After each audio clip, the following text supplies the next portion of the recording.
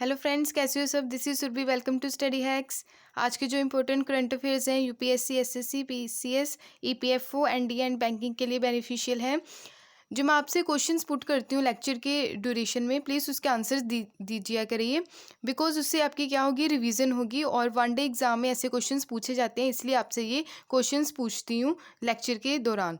आइए देखते हैं जो इम्पोर्टेंट डे है जो कल सेलिब्रेट किया गया related to workers memorial day.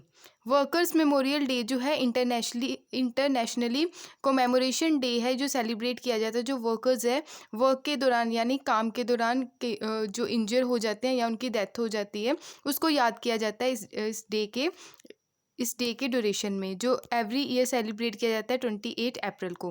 Recognise जो किया जाता है वर्ल्ड वाइड किसके द्वारा, इंटरनेशनल ट्रेड यूनियन कॉन्फेडरेशन, जो 1996 से सेलिब्रेट करना स्टार्ट किया गया।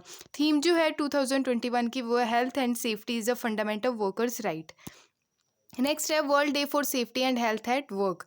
ये भी इससे रिलेटेड है। ग्लोबली जो सेलिब्रेट किया जाता है 28 अप्रैल को हर साल किया जाता है। प्रमोट इसका जो ऑब्जर्वेशन है, ऑब्जर्व किया जाता है, जो प्रमोट करना, प्रिवेंशन इज ऑक्यूपेशनल एक्सीडेंट, यानी कि एक्सीडेंट से पहले क्या किया जाए, प्रिवेंट कर लिया जाए ताकि कोई एक्सीडेंट है वो उसको फेस ना करना पड़े वर्कर्स के द्वारा। डिजीज़ जो है ग्लोबली उसको कम किया जा सके, और इससे रिलेटेड हेल्थ एंड सेफ्टी से रिलेटेड वर्क प्लेस पे कैसे इसको कंट्रोल किया जा सके। जो थीम है 2021 की वो है anticipate, prepare and response to crisis, invest in now in resilient occupational safety and health systems. Next है दीन दयाल उपाध्याय अंत्योदय योजना, यानी कि नेशनल रूरल लिवलीहुड मिशन।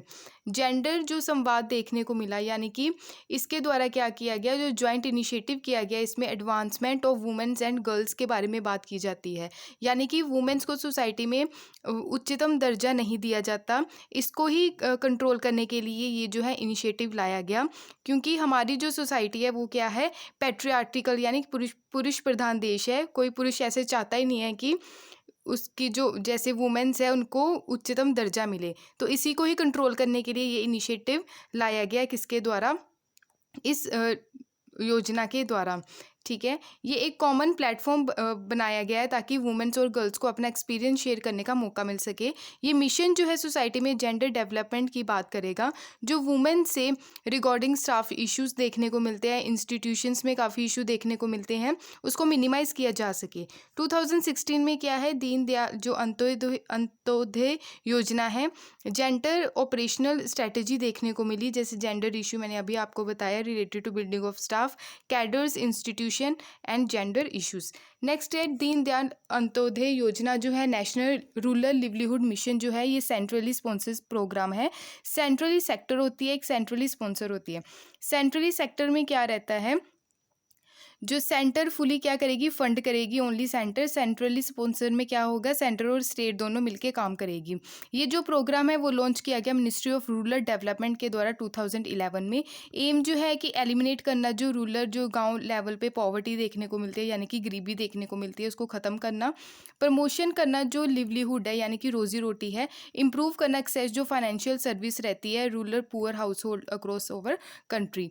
और रूरल पुअर जो हाउस होल्ड है इम्पैक्ट देखने को मिलता है लिवलीहुड पे। नेक्स्ट है ब्लैक सी। ब्लैक सी के बारे में बात हो रही है।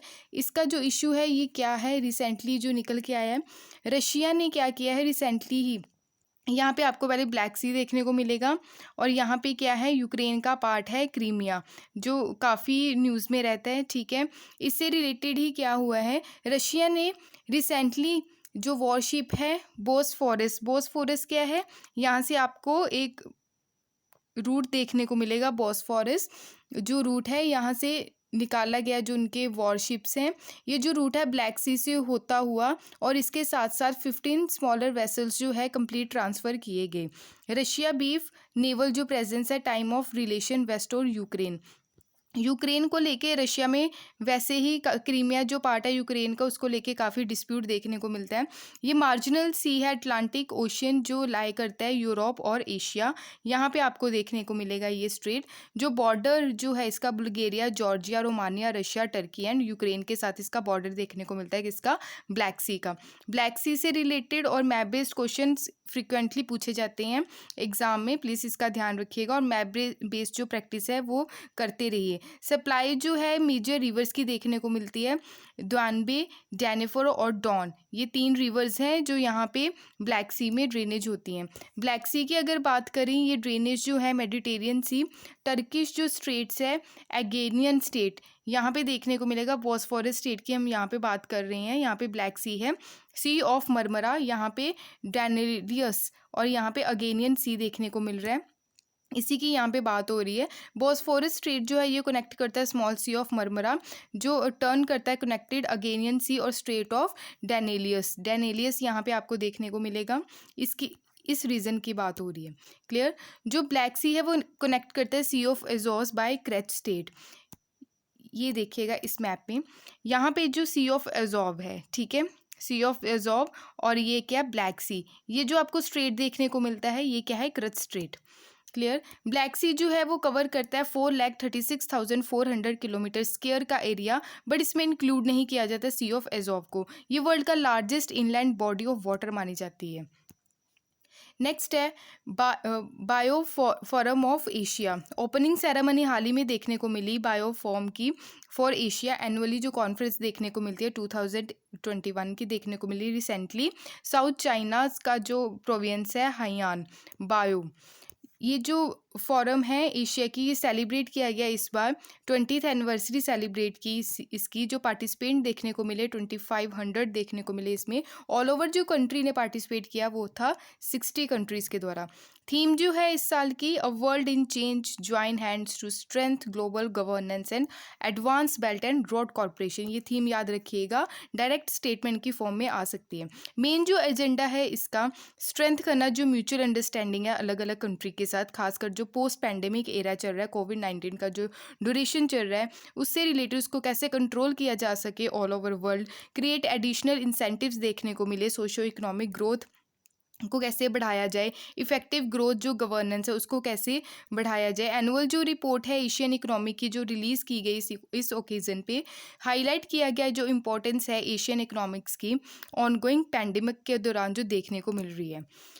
अगर देखा जाए जो पावर है पैरिटी की, एशिया जो शेयर करती है ग्लोबल इकोनॉमिक एग्रीगेट 2020 का, जो एशिया ने शेयर किया 47.3%, अब 0.9% जो पॉइंट्स है 2019 में देखने को मिले।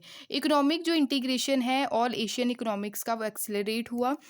जो signing regional comprehensive economic partnership यानी कि फ्री ट्रेड एग्रीमेंट की बात हो रही है, ठीक है। इंजेक्टिंग स्ट्रॉन्ग मोमेंटम देखने को मिलता है into regional global economic growth जो देखने को मिली। अभी हाल ही में ही क्या हुआ, इंडिया ने इससे बाहर निकल गए रीजनल कॉम्प्रिहेंसिव इकोनॉमिक पार्टनरशिप से, जो फ्री ट्रेड एग्रीमेंट है। बायोफर्म जो एशिया है वो international not for profit organisation है, ज्वाइंटली इनिशिएटिव है 26 मेंबर स्टेट्स का। 2001 में इसको इस्टेब्लिश किया गया। नाउ इसके जो इंक्रीज़ हुए हैं मेंबर्स वो है 29। इंडिया भी इसका मेंबर है, ठीक है। एनुअल कॉन्फ्रेंस इसकी देखने को मिलती है बायो हाइयान प्रोविंस चाइना में, रेगुलर बेसिस पे इस्टेब्लिश किया गया इसको वर्ल्ड इकोनॉमिक फॉर्म के द्वारा। जो बेसिस है annual meeting Davos Klosters Switzerland. Name earning जो नेम है इसका Davos of the east. Next है स्नो लियोपैड। स्नो लियोपैड की बात हो रही है इसमें, ठीक है। अर्थ डे के उपलक्ष्य पे जो इंटरनेट पे काफ़ी वायरल हुई इसकी वीडियो स्नो लियोपैड की। स्नो लियोपैड जो है ये मतलब दर्शाता है कि हेल्थ जो है माउंटेन इकोसिस्टम की काफ़ी मतलब ख़राब देखने को मिली। टॉप रेटेड है ये फूड वेब का। साइंटिफिक इसका नेम क्या है, पैंथेरा यून्सिया। पैंथेरा यून्सिया इसका क्या है, साइंटिफिक नेम है। माउंटेनियस जो रीजन है सेंट्रल और सदर्न एशिया में ये पाया जाता है। इंडिया का जो जोग्राफिकल रेंज है जो देखने को मिलता है वेस्टर्न हिमालयाज यानी कि Jammu and Kashmir and Himachal Pradesh, eastern Himalayas में उत्तराखंड, सिक्किम एंड अरुणाचल प्रदेश। नेक्स्ट है जो snow leopard capital of the world बोला जाता है इसको, किसको, हेमिस, लद्दाख वाले रीजन को। हेमिस नेशनल पार्क जो है वो बिगेस्ट नेशनल पार्क है इंडिया का। गुड प्रेजेंस देखने को मिलती है यहाँ पे स्नो लियोपैड की। स्नो लियोपैड जो है इसको वनरेबल कैटेगरी में रखा गया है IUCN की, यानी कि international union for conservation in nature. World conservation जो यूनियन रेड लिस्ट में इसको threatened species as a declare किया गया है। ऑल्सो जो अपेंडिक्स फर्स्ट की लिस्ट में रखा गया है इसको सिटीज़ की कैटेगरी में। अगर इसका देखिए ट्रेड काफ़ी होता है एनिमल बॉडी का, एनिमल इसके जो बॉडी पार्ट्स है इसका, खास तौर पे इसके जो फर रहते हैं, बोन्स रहते हैं, इसका मीट जो रहता है, इलीगली इसका ट्रेड देखने को मिलता है। ठीक है, इसके रिगार्डिंग भी कई सारे इनिशिएटिव लिए गए हैं ताकि इसको कंट्रोल कर सकें। लिस्टेड जो है शेड्यूल फर्स्ट की Indian wild life protection act 1972 के अंडर इसको शेड्यूल फर्स्ट में रखा गया है। कन्वेंशन जो है माइग्रेटरी स्पीसीज़ का अफोर्डेबल हाईएस्ट कंजर्वेशन स्टेटस है स्पीसीज़ की बोथ ग्लोबली और इंडिया में। ऑल्सो इसको प्रोटेक्ट किया जाता है बाय सेवरल नेशनल लॉज के द्वारा रेंज कंट्रीज़ में। नेक्स्ट है भारत अर्थ मूवर्स लिमिटेड, यानी कि BEML। इसके द्वारा इसमें न्यू अपॉइंटमेंट की गई है किसकी? अमित बैनर्जी की। किसके द्वारा की गई है? पब्लिक एंटरप्राइज सिलेक्शन बोर्ड के द्वारा। CMD यानी कि चेयरमैन एंड मैनेजिंग डायरेक्टर इनको डिक्लेयर किया गया है किसका? भारत अर्थ मूवर्स लिमिटेड का। ये क्या है? इंडियन PSU यानी कि पब्लिक सेक्टर अंडरटेकिंग है। जो PESB है इन्होंने अनाउंस किया हाल ही में 26 अप्रैल को। पहले ये इन्होंने सर्व किया था as a director rail and metro BEML limited का। जो BEML लिमिटेड है ये क्या है? प्रीवियसली इसको भारत अर्थ मूवर्स लिमिटेड बोला जाता था। इंडियन पब्लिक सेक्टर अंडरटेकिंग है। हेडक्वार्टर इसके बेंगलुरु कर्नाटका में देखने को मिलते हैं। ये मैन्युफैक्चर करती है वैरायटी ऑफ जो हैवी इक्विपमेंट रहते हैं जैसे earth moving, transport and mining. ठीक है, ऑनर जो है गवर्नमेंट ऑफ इंडिया है। नेक्स्ट है ई पंचायत अवार्ड। ई पंचायत अवार्ड जो जीता गया है इस बार उत्तर प्रदेश स्टेट के द्वारा जीता गया है। फर्स्ट रैंकिंग रही है फर्स्ट कैटेगरी में। ठीक है, ई पंचायत पुरस्कार 2021। इसके अलावा असम जो है सेकंड पोजीशन पे रहा, छत्तीसगढ़ ऑल्सो सेकंड पोजीशन, उसके बाद उड़ीसा, तमिलनाडु ये थर्ड पोजीशन पे रहे। एवरी ईयर ये पंचायती राज डे को सेलिब्रेट किया जाता है। ठीक है, पंचायती राज जो अवार्ड दिए गए ये जो मैक्सिमम यूज़ देखने को मिलता है इसमें क्या है? इंफॉर्मेशन टेक्नोलॉजी का। जिस स्टेट में सबसे ज़्यादा इंफॉर्मेशन टेक्नोलॉजी का यूज़ देखने को मिला उसी बेसिस पे ये अवार्ड दिए गए। क्लियर है? आइए उत्तर प्रदेश देख लेते हैं कहाँ पे। उत्तर प्रदेश की जो कैपिटल है वो लखनऊ है। इसके साथ साथ जो स्टेट इसको टच करती है वो है उत्तराखंड, हरियाणा और मध्य प्रदेश, यहाँ से बिहार और कुछ पार्ट जो है छत्तीसगढ़ का भी इसको टच करता है। और इंटरनेशनल बाउंड्री कौन सी टच करती है? नेपाल। नेक्स्ट है इंडिया का थर्ड रैंक रहा है, थर्ड हाईएस्ट मिलिट्री स्पेंडर, यानी कि जो मिलिट्री है हमारी डिफेंस फोर्सेस है वहाँ पे इंडिया थर्ड रैंक पे रही है, जो सबसे ज़्यादा मनी स्पेंड करती है हमारी आर्म फोर्सेस पे।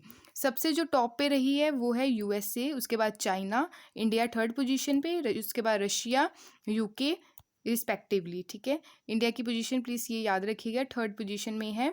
जो रैंकिंग जो निकल के आई है 2020 की, जो पब्लिश की गई है शिप्री के द्वारा, यानी कि Stockholm international peace research institute के द्वारा। 5 नेशंस हैं जिसमें 62% ग्लोबल मिलिट्री एक्सपेंडिचर खर्चा जो है मिलिट्री के ऊपर देखने को मिलता है। यहाँ से आप देख सकते हैं इस चार्ट में USA टॉप पर है, चाइना, सऊदी अरबिया ये लास्ट की है। अब सऊदी अरबिया को रिप्लेस करके इंडिया थर्ड पोजीशन पे पहुंची है। क्लियर? ये थे आज के इंपॉर्टेंट करंट अफेयर्स। आपको सही लगे हो तो प्लीज़ लाइक, शेयर और सब्सक्राइब ज़रूर कीजिएगा। PDF के लिए आप टेलीग्राम को ज्वाइन कर सकते हैं। कोई भी डाउट्स, क्वेरीज हैं प्लीज़ कमेंट बॉक्स में शेयर कीजिएगा। मैं आपके सारे डाउट्स क्लियर करने की पूरी कोशिश करूँगी। देखने के लिए शुक्रिया। जय हिंद।